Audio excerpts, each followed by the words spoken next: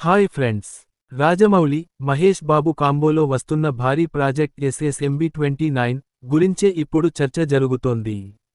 ఎప్పటి నుంచో ఊరిస్తున్న ఈ ప్రాజెక్ట్ నుంచి చిన్న క్లూ కూడా జక్కన్న చెప్పలేదు. కానీ మొన్న రాఖీ పండుగ నాడు సర్ప్రైజ్ ఇచ్చాడు.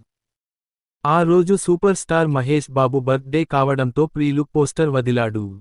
అందులో ఫేస్ రివీల్ చేయలేదు గాని మెడలో దండను హైలైట్ చేశాడు జక్కన్న. రాజమౌళి ఏం చేసినా దాని వెనకాల ఓ ప్లాన్ ఉంటుంది.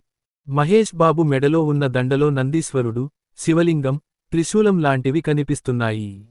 ఇది గ్లోబ్ ట్రాటర్ కథ అని చెప్పేశాడు జక్కన్న. అంటే ప్రపంచ వ్యాప్తంగా తిరిగేవాడు అని అర్థం. ఎక్కువగా అడవుల చుట్టూ కథ ఉంటుందనేది కామన్ ప్రచారం. సింహాలు, జంతువులతో సీన్లు ఉంటాయి. ఇందులో సనాతన ధర్మం కాన్సెప్ట్ను కూడా హైలైట్ చేయబోతున్నాడంట జక్కన్న. ఇప్పుడు ఇదే హాట్ టాపిక్.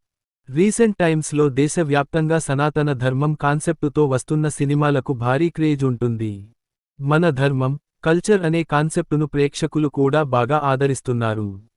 పైగా ఈ కథలో ప్రకృతి చుట్టూ కథ సింక్ అయి ఉంటుంది. అందుకే సనాతన ధర్మంలోని ప్రకృతిని ప్రేమించాలనే కాన్సెప్టును ఇందులో హైలైట్ చేయబోతున్నాడంట జక్కన్న.